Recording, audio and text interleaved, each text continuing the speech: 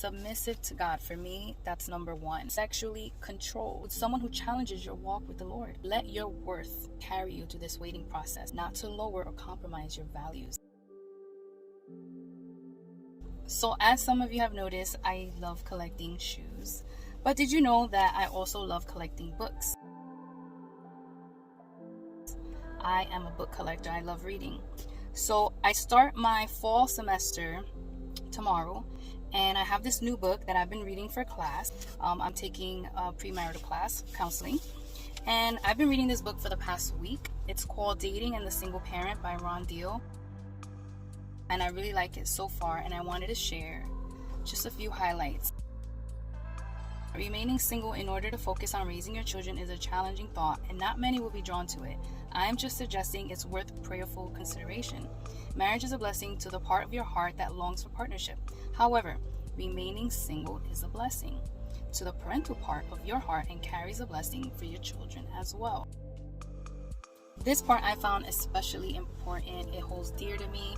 I am an advocate for this. I believe the high calling of Scripture for divorced persons to reconcile their original marriages if at all possible. I want to be a part of, keeping families together and reconciliation, canceling divorce and separation, if possible.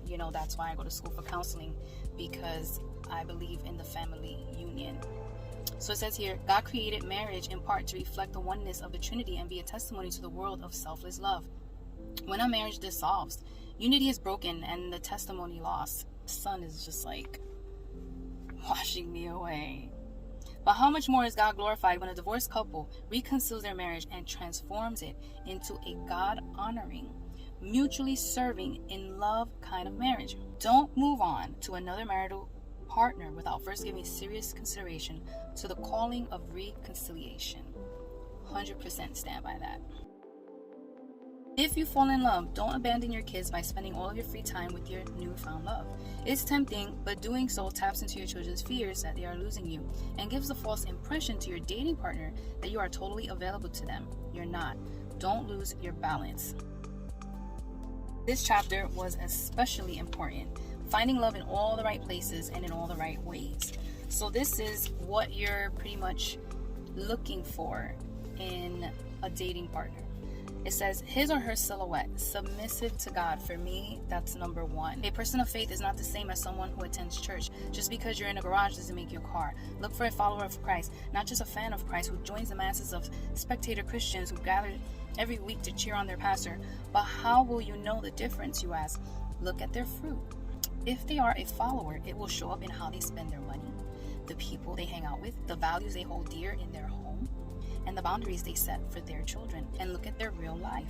It will be a testimony either for submissiveness or selfishness. It's a very important distinction. So that holds very true for me when deciding, who to date. This one, equally important, sexually controlled. This is a great litmus test of someone's submission to God. God made us sexual beings and purposed sex in marriage, in part as a celebration and seal of the covenant between husband and wife. Every couple faces sexual temptation during courtship. Dating someone who is tempted sexually doesn't tell you anything about the person, but someone who actively guards their heart from pre-covenant sexual behavior is revealing their submissiveness to God, their desire for a healthy relationship, and their respect for you. A person, on the other hand, who constantly pursues and pressures their partner sexually is showing that they don't possess much spiritual maturity. For me, that is 100% a character that I look for in a dating partner. Spiritual personal trainer. Number 3, the silhouette of the person you are looking for includes someone who challenges your walk with the Lord. If they are chasing after God, just hanging out with them will inspire you to do the same.